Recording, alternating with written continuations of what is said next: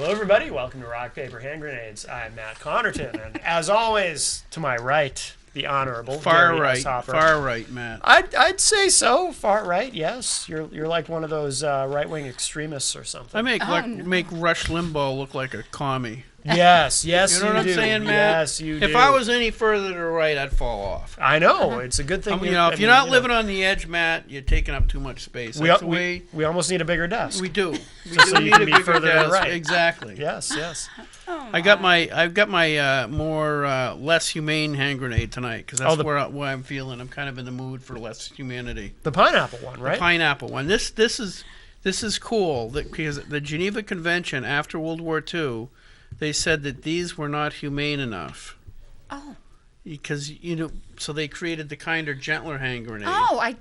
Well, Yes. some people are allergic to pineapples. I think that's probably what it was. Yeah. So an allergic reaction to the pineapple variable. Just thank God for the UN. I know. Well, no, was that the UN? That wasn't the UN yet, was UN, it? not UN, I don't know. Yeah, World War II. UN Didn't it is- change in World War I? Geneva Convention. I don't think it was UN. Oh, was it? Okay. I don't think so. Sorry. League of Nations? The League of Nations was That was before like, that. wasn't that like League of Nations was was after 1918 or World War I. 1917 Yeah, or something? right. So I think the Geneva Convention is a separate body. Maybe they're affiliated with the UN. Oh, we'll there have it to is. find that out. Yeah, but it's the same kind of idea, Right. Yeah. Common sense, kinder, gentler grenade. Kinder, gentler grenades, yes. So what was in the news today? First thing in the news was that I can't stand listening to national propaganda radio. That was CBS and National Propaganda Radio. They were doing something on the bill that is likely to make it through the Senate on equal rights. The Employee Non-Discrimination Act. Correct. Yeah. And on National Propaganda Radio, they said, as much as people complained about laws like this, when they've passed, there's never been any real consequences. And that's not true. Mm-hmm. I mean, I think we've discussed on the program that it was Catholic Charities that had to shut down, who was one of the primary groups that were helping people get adopted, Right. especially difficult kids. Well, this does have a religious exemption clause in the bill, though. But it was because the same kind of thing happened in Massachusetts, and although religious institutions were exempt, Catholic Charities was something that was licensed by the state of New Hampshire, and therefore it wasn't exempt, and people sued because that's what Right. people I remember do that. to get their point across, is they sue people, and when Catholic Charities would not adopt to same-sex couples, they were shut down. Right. So there are consequences, there have been consequences, but National Propaganda Radio does not want you knowing what those were. Well, there's so many suits out there right now in force for people that have bakeries or that don't want to take, photographs against, gay They don't want marriage. to provide. They don't want to provide for services for a wedding and things. Which, to me, if you look at the open market thing, if some bakery does not want to provide services to same-sex couples, all the people that are denied they could either do one of two things. If they said no, we're not going to do it, they could find somebody else, or they could say, hey, they could advertise in the paper says these people wouldn't let us. Right. In which case, if you go by what the news people tell you, which is that tide is shifting away from traditional values to this new world order. I don't know if I hear that. No, not exactly that. They don't use that term. Well, we're certainly But- against religious conscience, your conscience as a religious... What I'm getting at is that over time, those people that were not providing those services to same-sex couples would be kind of shunned, and they would start losing businesses, market and would take the care of market it. would take care of itself. Right. You don't need to use the court systems to assault people because they disagree with you. But unfortunately, you could use those same arguments to say, well, we never needed a civil rights amendment because eventually those lunch counters where they wouldn't serve blacks, well, eventually people would just stop going there anyway. But isn't that you know what? I hate this argument. And you're right. It's out there. It's forefront, right? Yeah. But I guess in my mind, is sexuality a civil right? Now, if your gender and your ethnicity, absolutely. Your choice of partners, not so much. Because once you go down that road, well, I think blue-eyed people. Well, I think overweight people. You want to talk about people that are discriminated against? How about overweight people? So once you go down the road of saying that civil rights can be anything under the sun, you're going down a dangerous road, because what isn't a civil right at that point? I think we should stick to the fact that your ethnicity and your gender are things that absolutely you can't change. I mean, you are what you are. The thing is, and this, we're never going to agree on this, but I assume you come at it from That's it, Matt. Well, the reason we'll never agree is because I assume you all come from the point of view that you choose your sexuality, you choose to be gay, it's not who you are. No, not necessarily. I don't necessarily. I don't think. I think it's a function of genetic predisposition by environmental influence. No, I think it's both. Oh, okay. I think it's right up there with an alcoholic. I mean, an alcoholic who never drinks is still never going to be a problem. Mm-hmm. But if somebody is predisposed towards alcoholism and the circumstances arise that trigger it, that person's going to become an alcoholic and a danger to society. Mm-hmm. But that doesn't mean it's okay to let them keep drinking, or that it's okay just because it's natural. Right. I don't think the argument that just because something is natural, it by definition is okay. Well, I don't know. I'm not sure. You know what? I'm from the performing world. I'm not a politician. That's new within the last year and a half. Yeah. Spent my life since I was legal at 18, all right, in the performing arts. And I learned long ago that you just never knew, really know, what, sexuality somebody was going to call their own, right? Sometimes straight people were gay people were straight. So I learned early, unless it doesn't affect me at all. So I just stay out of it. Right. So I don't understand the discrimination thing, though, because if we're going to take religious conscience away, right? Let's say for the bakery folks that, just felt like they couldn't go over that barrier, mm-hmm. all right?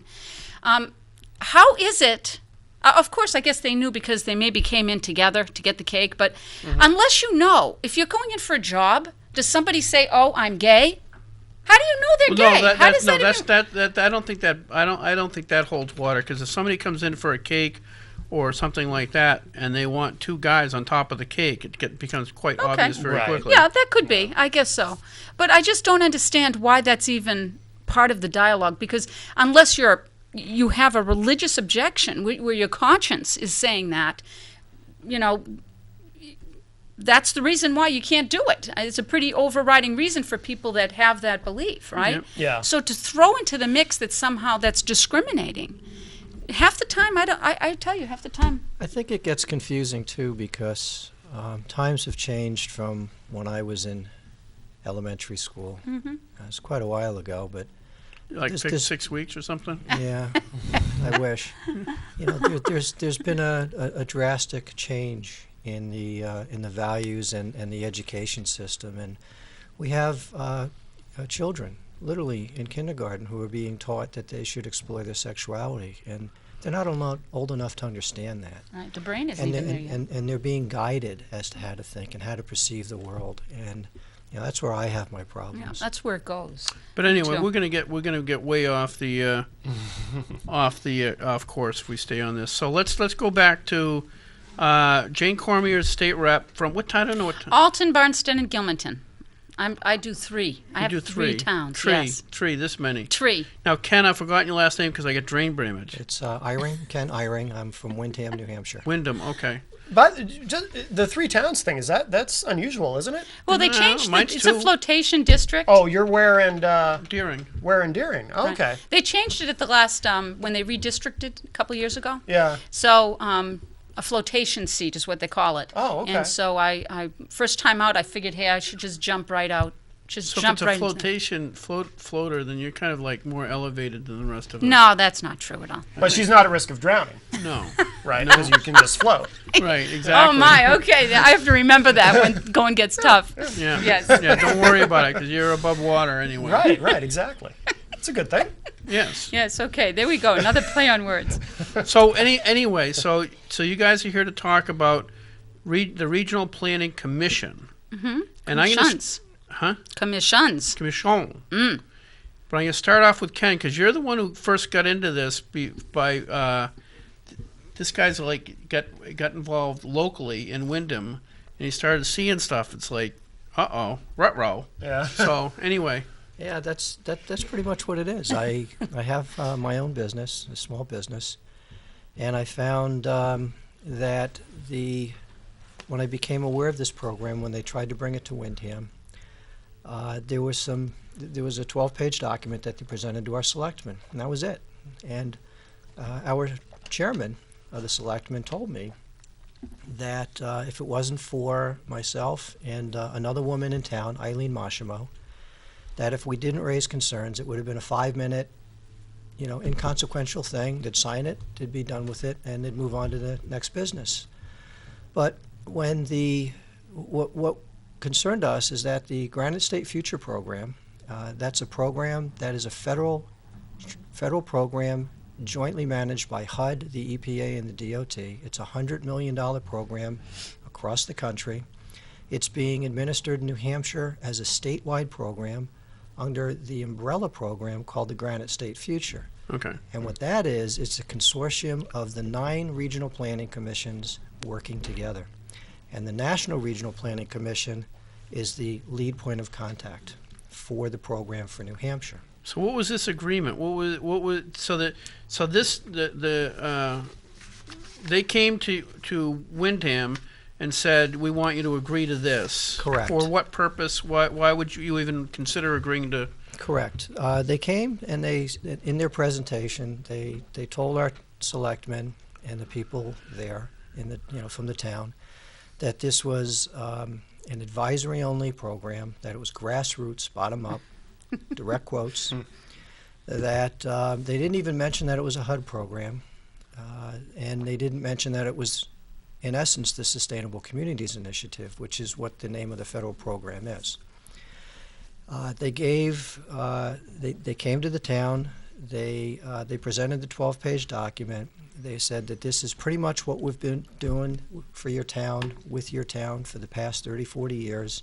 It's just planning. Mm-hmm. It's just basically the same thing. We just need you to sign this and move on. Nothing to see here. That's exactly Don't right. look They try behind to the perpetuate that. That's Yeah. exactly Yeah. right. So they said, don't look behind the curtain, but the town was fundamentally, if they signed off, they're agreeing to the terms of this agreement. And the premise is that this regional planning thing is there to help the town learn how to grow effectively and equitably and logically. So it sounds like a good thing. It's an Orwellian newspeak kind of thing where they give you nice terms like, sustainable growth and all those other things. Mm-hmm. Yeah, what they don't tell the towns is that by requirement they needed to have 500,000 people represented, or the grant could not be approved. And so when they went around to towns, in the beginning, before they had their 500,000 people represented, they would tell the selectmen, well, we're going to do this with or without you.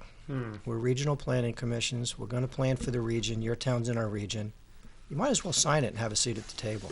Right. What they didn't tell them is that in the documentation that defined the Granite State Future Program is that the committees that were being formed were going to have representatives from different towns. Not every town was going to be represented on every committee, and there was even no commitment to even have a town represented on any committee. Wow.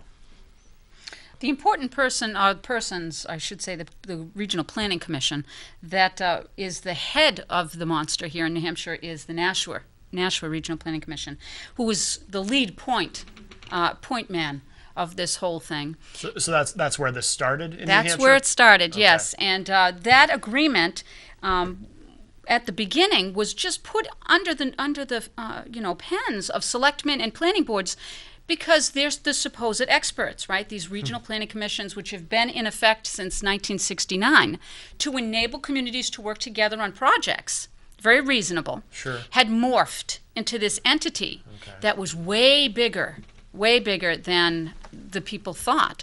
And, right on the front page of a Granite State Future, which is the partnership agreement which communities signed into, it says, whereas the Nashua Regional Planning Commission is the lead point of contact with HUD on behalf of the program and will assume administrative responsibility to ensure that the program is carried out in compliance with HUD requirements and holds fiscal responsibility for the program. So at the same time that they're saying it's grassroots out, it's ground up, right, and just come and have a seat, they already had a mandate that was already in place that had to be fulfilled. When did this happen, this morphing into this, what it is now? This was 2012. Do you have a day, a month? So it's fairly recent. Yeah, this Okay. one is fairly recent. February Yeah. 1st, 2012. Okay. Yeah, 2012. And the 9 regional planning commissions that we have here in New Hampshire pretty much run the same. And it's a pretty good, it's a scam. Yeah. It's a scam when you look at the monies. The supposed, grassroots up stuff is being funded almost entirely, these budgets, by the federal government. Almost entirely by federal grants. And Now, when you, what if the I don't know if you can come up with an example, but let's say the regional planning commission, can they tell you not to build somewhere, or they have to build somewhere, and if the town says, no, I don't think so, they refer back to this document. No. You signed. technically, well, there's a lot of, we're talking about that all the time. Okay. And a couple of different things are happening. Yeah, they'll tell you that the plans that are being produced are advisory only, that the towns can do as little or as much as they want to do. But what they don't tell the towns is that there are mandatory outcomes, and that's actually in the contractual legally binding agreements. There's contractually mandatory outcomes, and the local, regional, state plans must align with federal planning. So as the local regional planning commissions are doing their planning for each of their local regions, and each town is participating in that, that's one level of unelected bureaucrats, okay? It's one level away from our selectmen and planners. Above that is a committee that then takes all of the different plans and coalesces them together and percolates it up to the statewide planning. All right, now that goes through the executive committee, so that's 3 layers of unelected bureaucrats away from our This votes is just and our representation. Yeah. And then that goes into the statewide plan, and then it percolates back down. Now, the insidious part about all of this is that by contract, there are conduits through this program that allow the federal government to have direct input into our statewide planning. It also opens up our state agencies to have direct conduit into our statewide planning, and it also provides that same conduit for pay-to-pay players. Outside of the scope of that are our elected representatives, our planning boards, our selectmen, our state reps, our senators, our executive council. And I didn't mention the governor because the governor has created committees and commissions that are part of this program.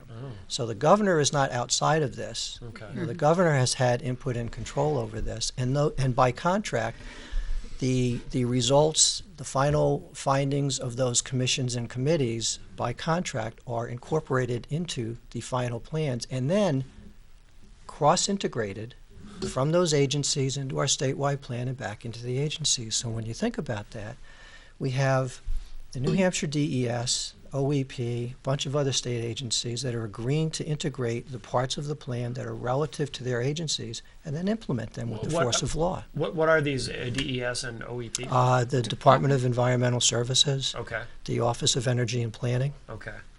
It's important what Ken is saying, because some people might think that when he's talking about committees or executive committee, he's not talking about our government of committees or executive committees. He's talking about the regional planning, these regional planning commissioners that have created within their own little bubble Yeah. all of these levels, all of these tiers. These people are appointed. None of them have any access to the voter has no access to anything that's happening in this plan. So therefore, they have no accountability for That's anything they right. do. Okay. That's exactly right. And that's a dangerous thing. Yeah. And they hide that fact. They hide it and they just keep saying advisory only. But the truth is this is all already in place and it's functioning outside of our elected officials. And not only that, they got together in secret.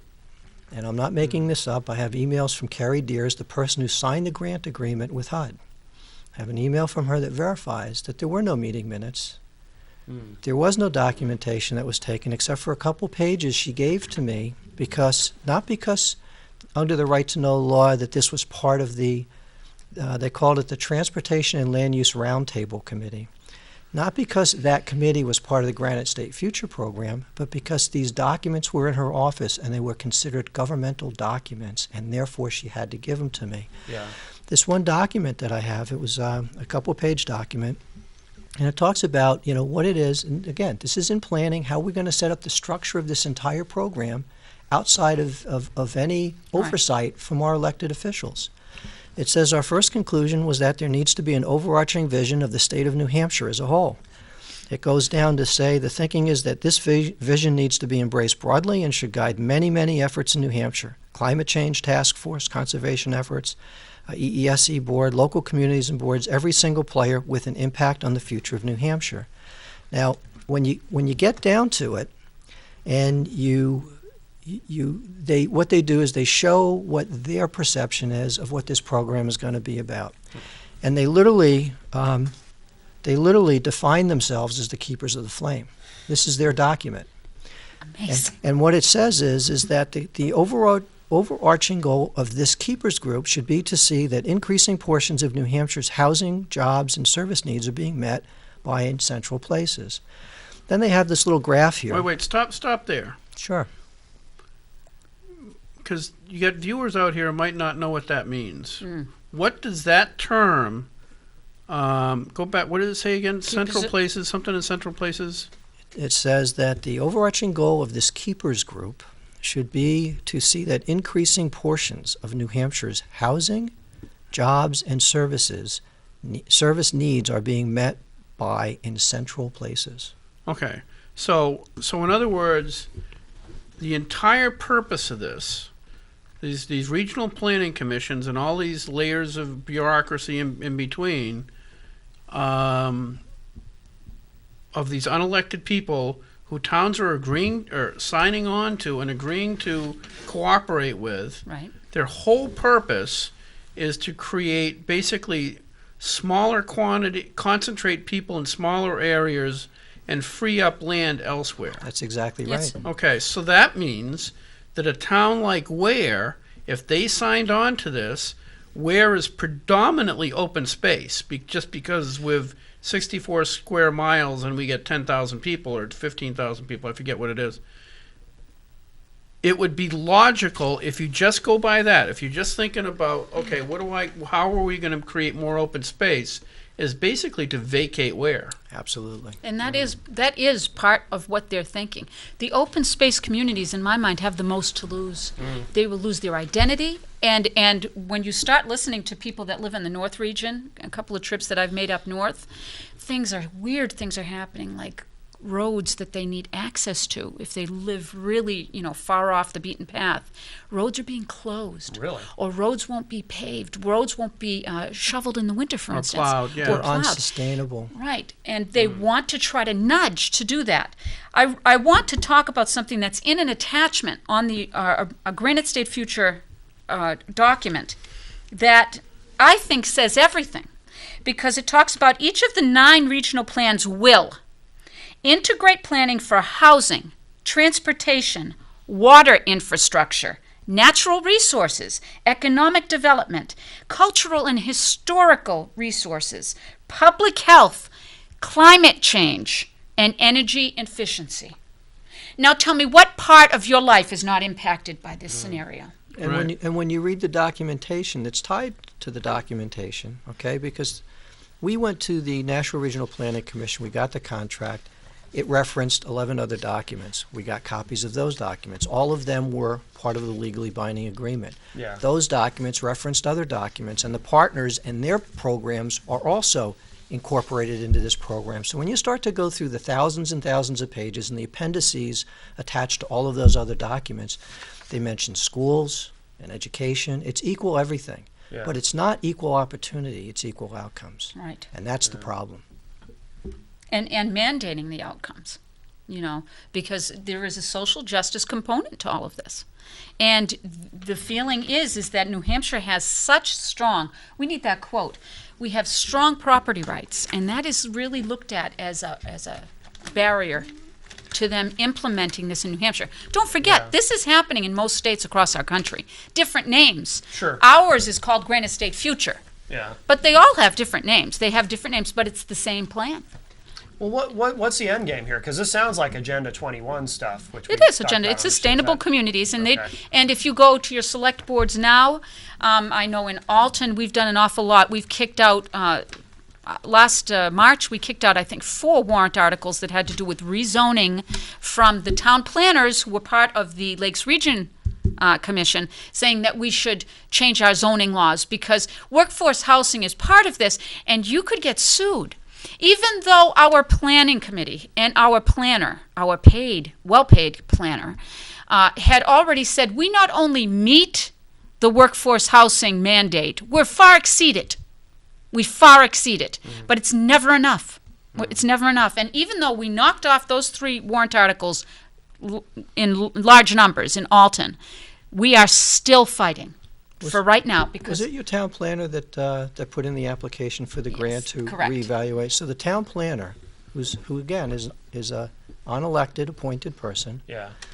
he went off, and maybe you should tell the story since this is from Alton. Well, we knocked off those warrant articles. We didn't want workforce housing. We have enough housing that's workforce housing. Yeah. And so they decided, the powers that be, the planning board, or our planning director, that we needed to be educated.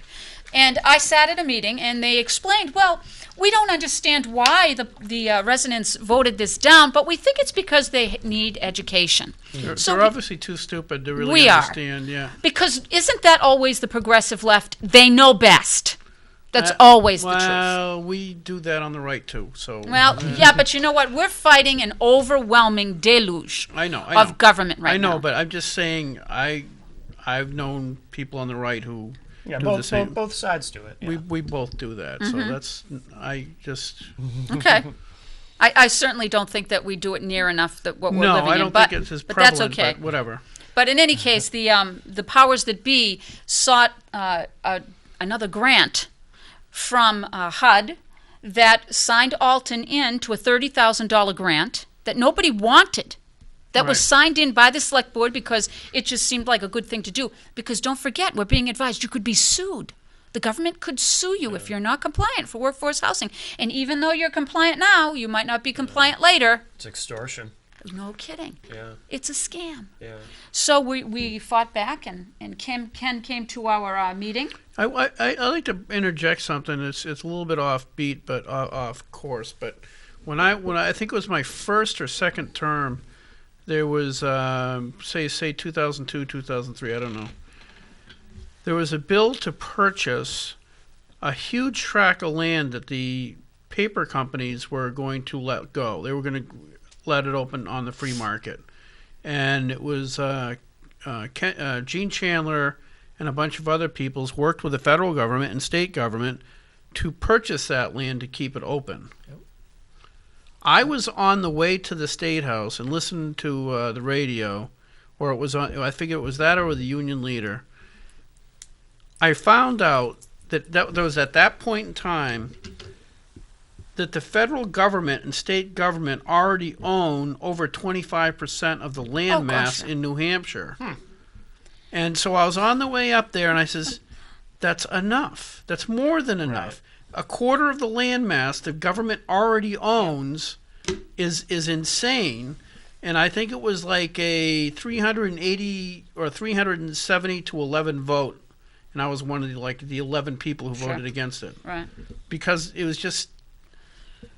That was back in early 2000. In other words, if the government already controls and owns a quarter of it, if it owns 100%, that's called communism. You know? Right. And so you're saying that they are trying to basically through these zoning and everything else, trying to get the rest of it. There's so many different angles to this. We could literally talk for days, nonstop. The friend I mentioned, Eileen Maschermo, and myself, we kind of got sucked into this. It was like a black hole. We started to do the research, and we found more, and then more and more and more. And I would say over the past 20 months, we've easily spent at least 1,500 hours combined looking into this, and I think that's a very conservative number. Yeah. But, Representative Cormier, she referenced this one passage in the application for the grant, which is also part of the legally binding agreement. And this section is called Strategy to Address Barriers and Incorporate Existing Plans. And it says, anticipated barriers include New Hampshire's strong tradition of individual property rights and resultant resistance to planning and zoning. Okay? It goes on in that same section to say, during the planning process, the Regional Advisory Committee will identify any additional common barriers and strategies and bring these to the Sustainable Policy Committee. The Policy Committee, whose members include decision makers from DOT, DES, and OEP, so those are 3 New Hampshire state agencies, will work together to identify potential statewide strategies for reducing and or eliminating the barriers. Now remember, the Sounds barriers like a are murder our squad. property They're gonna rights. come out and shoot us. Yeah. It goes on to say these strategies will then also be incorporated into the final statewide sustainable development policy framework. Crazy. And as I mentioned before, by contract, they will then be integrated back into the respective agencies. These people are governing without elected representation, outside of elected representation. And even when you do, because the way that you can really fight this, one of the ways is to educate your community, make sure that you have selectmen and planning board members that will not support this stuff, right? Right. That's Yeah. really, really crucial. But even when you kick it out, they just come right back in. It comes Yeah. right back in, and they keep telling you, you need us. That's what they keep telling these Yeah. communities. You need us. I believe that Manchester is Southern New Hampshire Planning Commission. Okay? And I have here the Regional Planning Commission budget for 2012. Okay? Let's just give you an idea of how this scam works. All right. So we have a total budget, income budget for Southern New Hampshire for $1,172,000. Of that money, $821,000 is federal money. Just federal money, okay? With tentacles. Yeah. Then you have local planning contracts, or you have membership dues, because each community pays into their regional planning commission to be a member. That's interesting. Right. So they have that little pot of money. Yeah. You have a big membership dues. They have the largest one in the state. Yep. $166,000 of membership dues. So take the numbers. We have 820. You add the 166. Okay, you're coming close to the $1 million, right? Now you look at your expenses.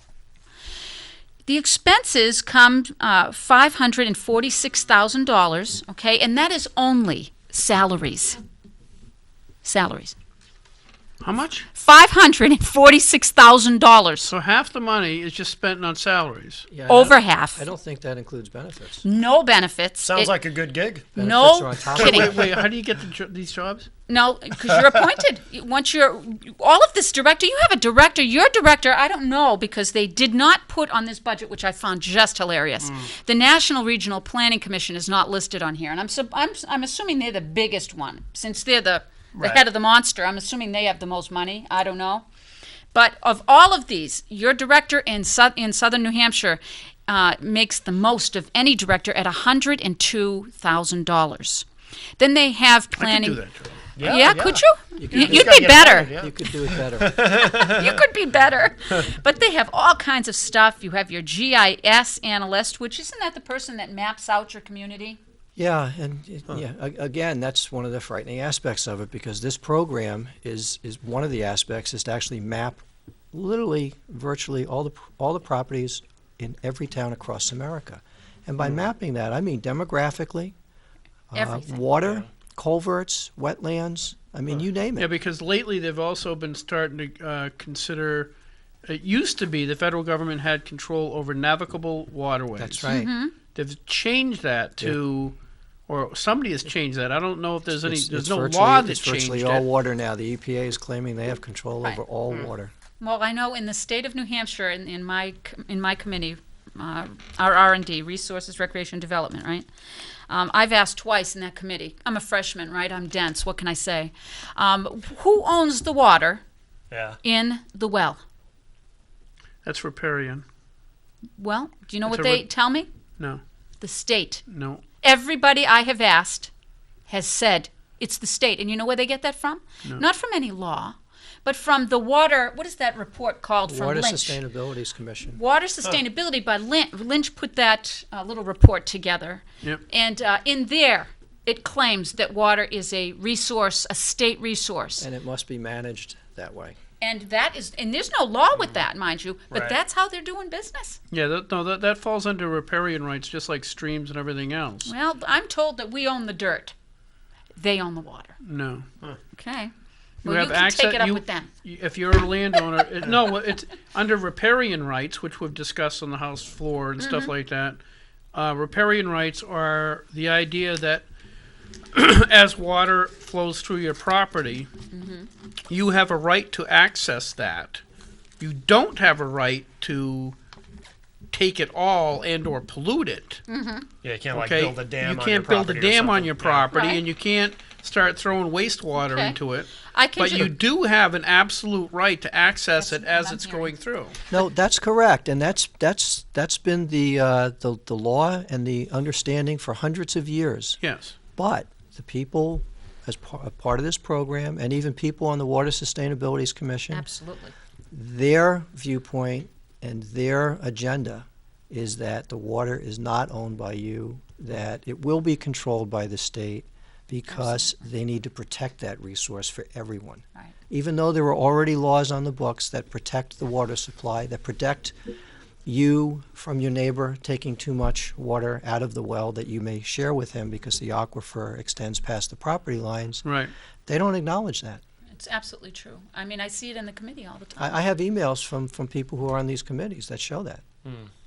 It's just amazing. I to have me. I have one state representative told me that that they have to be careful because the World Court may rule differently and in contrast to our New Hampshire laws, and we need to be careful about how we write our laws because they Really? Yeah, Yes, sir. absolutely. Who said that? Representative Judith Spang.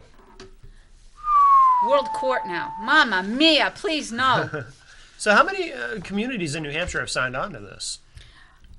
Quite a do we few, know? but the ones that we went around, my friend and I went around New Hampshire once we found out what this program was, and we got more involved and obtained a broader understanding. We actually we got invited to go to town, talk to planning boards, talk to selectmen, and none of those towns that we went and spoke to my knowledge, signed on. Okay. In fact, we were invited to go and speak with the Salem, whose town administrator had signed on without the knowledge of the selectmen, without the knowledge of the planning board. Amazing. Wow. And when we presented the information to them, I can tell you they were not happy about that. Yeah. They then turned around. They asked questions of the planner. They asked questions of the town administrator, and they were assured that what we were telling them was not accurate. That this was grassroots and bottom up and advisory only. They had the New Hampshire DES head honcho come in and do a presentation for the selectmen, and the selectmen said, "Let's get to the bottom of this. We're going to put together 5 questions. We don't want to hear from you. We want to hear from HUD in Washington. We want them to answer our questions. We want in writing how this is going to affect us or not, and we're going to put together those 5 questions, and that'll determine whether or not we stay in this program." So that person said, "Okay, it usually takes them about 30 days to get back to you. They're not quick." Well, they waited a couple months, and they still didn't hear back, and at that point they backed out because HUD isn't going to put into writing Sure. the town, what the obligations are of towns, and that there are no mandatory outcomes, and that HUD is not involved in this program because the opposite is true. Right, They you are, can't. and in fact, as part of the legally binding agreement, they have a section that says substantial involvement in bold, black, underlined letters, capital letters, and it lists in there things like HUD has review and will provide recommendations on the final report study, including final interpretation of study results. Now, you'd think, what's the big deal? But study results, that's the data that is being mapped with the GIS systems. It's got the demographic data. It's got, everything related to, the environmental issues. And they're going to come in and they're going to do final interpretation of the study results. Now, So in other words, if a town hires a private contractor to do a study, that study, which theoretically could be quite objective and say that this is A, B, C, and D are a good idea, yeah. has to go through HUD, at which time HUD can rewrite it and say, no, It doesn't fit. I don't think so. That's right. That doesn't work. Right. I think what you said is pretty accurate, but I think the way that would work is that the RPCs would be involved with hiring the people to RPC, come in. you gotta go back to real Regional words. Planning Commission. Okay. Sorry about that. They would bring in their people, their team. They would then, They're the experts. and volunteers, yes. and then they'd do the mapping. That GIS data goes into the town databases. It then goes into the state database. It then goes into a federal database. They're mapping our entire country. It's on our dime. And the other thing that when you were talking about the financial statements, one of the things that's disturbing is that the regional planning commissions, each executive director is a member of the NHA RPC, which is the New Hampshire Association of Regional Planning Commissions. Each of the RPCs is paying dues into that association, and then that NHA RPC is lobbying our state house. It's my understanding that's in violation of state law, because they're taking our tax dollars into this program, shifting it over to the NHA RPC, and then lobbying for laws that is going to further this type of program. Okay. Just so that everybody knows, we have a bill in to repeal regional planning commissions. I've sponsored the bill, and it has a sunset clause in it, which basically says if any community has signed on to that and they have ongoing agreements with HUD or any other entity, that they sunset by December 15th, December 2015. And beginning in January 2016, they're gone. So all of the language in the bill basically just removes that and leaves the entity of the municipal, county, or the other entity that would normally do this work, of planning and taking care of infrastructure and stuff, leaves all of that intact. It just takes out all of the references in statute that we have to get rid of regional planning commissions. So that's something that, of course, many people are saying it's crazy. I've heard many people just the regional planners, I guess, are not liking this one too much. But our job is to go out and to educate everybody, to let them know that the people that are putting these plans into your community, these people, are getting paid by federal dollars. They don't care about what your community wants. Their paycheck, just as we showed what all those salaries were, not to mention all the bennies that come with this, that money's coming from HUD, DOT, it's coming from the federal government. Why should they care what that community thinks about keeping their private property rights in the state or in their community? It's totally backward. And I have to be honest. When I was going through all of this, I kept saying to myself, "This can't happen in America. This is America. This is the land of the free, the home of the brave. We have a constitution. We have property rights. Our founding fathers said liberty and property are inseparable, and I've learned to appreciate what they've said." You have to understand that this is a federal program. It's the EPA, the DOT, and HUD. Now think about some of the things that the EPA has done over the past few years. Its mandates on states. They had a mandate where rain was washing into the bay in Maryland, and they mandated that the rain was a pollutant, and they're now taxing rain based on the percentage of impervious surfaces that are on your property. It's a $14.1 billion solution, billion. Last year, they told Fairfax County, Virginia, that rainwater was washing into a creek. And they told Fairfax That's County... really weird for rainwater to wash into a creek. Imagine. They said that it was polluting the creek, and that Fairfax County had to confiscate homes, knock them down, and put sod so that rain would then be absorbed into the soil instead of washing into the creek. Now, they just won. Fairfax County won the lawsuit. Yeah. But that would have been hundreds of millions of dollars as a solution. It's just bizarre. I Just guarantee take if you the homes. if you go to your town or your city municipality's master plan, I guarantee you will see in there the term impervious surfaces. Yes. No kidding. We We're are being talking set about up it. for this. Absolutely. And if anybody out there thinks it's not happening, it is, because we're talking about those.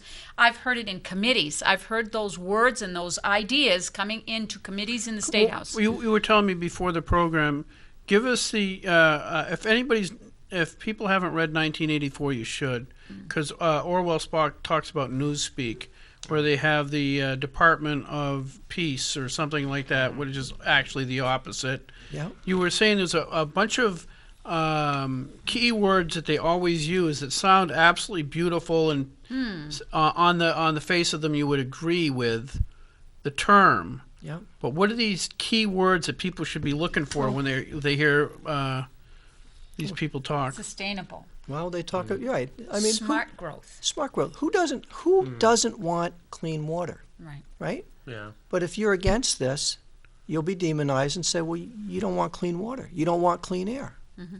No, I want clean water and clean air. We have laws that protect for that already. Right. I want property rights. Okay, so smart growth. What's the other one? Sustainable. Sustainable. Sustainable's in Sustainable everything. Big communities, word. sustainable words. development. Yeah. They'll talk about, they'll deal with traffic issues. If you have, traffic problems coming through your towns, they'll instead of Build more recommending rotaries. additional lanes, they'll put in rotaries. They'll reduce your traffic flow from 2 lanes to 1. Awful. They call them road diets.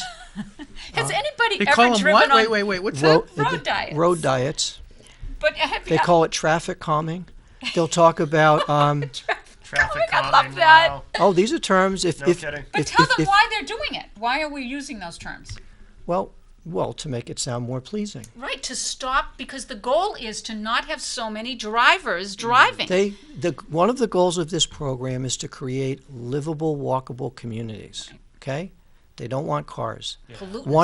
One of the mandatory outcomes of this program is reduced VMTs, vehicle miles traveled. Okay. Okay, that's a mandatory part of it. outcome. Wow. In here, you must provide metrics for meeting your goals. So when you look at these rotaries, everywhere I go in the state, I find another rotary. Yeah, and I'm traveling. they keep popping up. Yeah. What the heck? They all look the same. How does a fire truck get around that rotary is what I want to know, because Some- they're like this big. Some of them are very poorly constructed. Yeah. Where you can, it's obvious you'd be better off with traffic lights, and then you wonder, well, why would they put a rotary here? Right, exactly. And they're all small. They're all teeny. Yeah. I have a small car. And I tell you what, I mean, I do okay around it, but I'm thinking Yeah. to myself, man, I mean, how does the traffic navigate these things? Right. They're terrible. They and seem like they do more harm than good. they Yeah, do more harm. absolutely. They're trying to psychologically change Interesting. the driving component that you do. Yeah. These livable communities, you see, they want to build up, not out. They don't want sprawl, right? Yeah. And so when you do that, you make sure everything is in that little community that you could ever want. Yeah. Right? And you make that sound so great. You build up everything. Well, sure, because then they don't want you driving, so that they can say, you don't need to, right? The bike paths and walking, and this is livable stuff. Cluster housing, workforce housing always sounds good because it's fair and it's reasonable. But the truth of the matter is that New Hampshire, all the communities we've looked at, really are compliant with workforce housing already. Yeah. So why are we throwing this down the throats of these communities to be, to go way over what you need to have? It's just all this mandated thought about how we should be living everything that we do in our lives. Yeah, I think we only have a few seconds left, but a couple minutes left. Yeah, so fundamentally the overall picture is you have this entity from Washington D.C. Going to the local community and getting it to agree to a set of guidelines that they have to abide by. The regional planning commissions. That they're not told on the onset. In other words, it's under normal circumstances it would be considered deceptive business practices. Absolutely. And once they agree to it, they become subject to these unelected layers of bureaucracy that they have no control over and are threatened with lawsuits and everything else if they don't comply with. Even if they didn't sign on to the Granite State Future Program, the planning moves forward anyway, with or without them, and that planning becomes part of the consolidated statewide plan, which percolates up and percolates back down. You know what? For anybody that would want information about this, they can go to www.granitestatefutures.org. Okay? Because it's a mirror website that takes the Granite State Future site and mirrors it, but tells the truth about the concepts on the site. So if you go to granitestateFutures.org, you can get so much resource information. It's a wonderful site. Yeah. So if people are on planning boards or selectmen, this is an absolute must thing they got to investigate, because you are signing away the future of your town, city, or municipality. So. Well, there's a technicality there. I got 30 seconds? Yeah. There's a technicality. They're not signing away, they're not legally agreeing to the terms of the Granite State Future Program when they become part of that, when they sign that agreement, but they do become part of the net and the scope of all of the mandates when they sign on to the planning grants. Because the money for the planning grants was awarded at the exact same time as the Granite State Future. And the town signs directly with the NHHFA, and that grant has a flow-down clause, which then binds them to HUD. So when you sign into the planning grants, that's when you're really hooked. You just don't want any part of it. Right. Now, one last thing is, if you go to granitestatefutures.org, Representative Cormier and myself, we gave a presentation to the state New Hampshire reps last week, and that has a lot of details. Yeah, it might have been A couple weeks ago. I'm sorry. I'm losing track. Time flies when you're having I fun. got brain damage. But we gave a presentation there. It's about an hour long, and it has much more information in it that I think people will find very helpful. Okay. Oh, thank you very much, Ken. Thank you for having me. Jane, you're awesome. Thanks Oh, for you coming. are And I didn't ask you to sing. No, thank you. Yeah.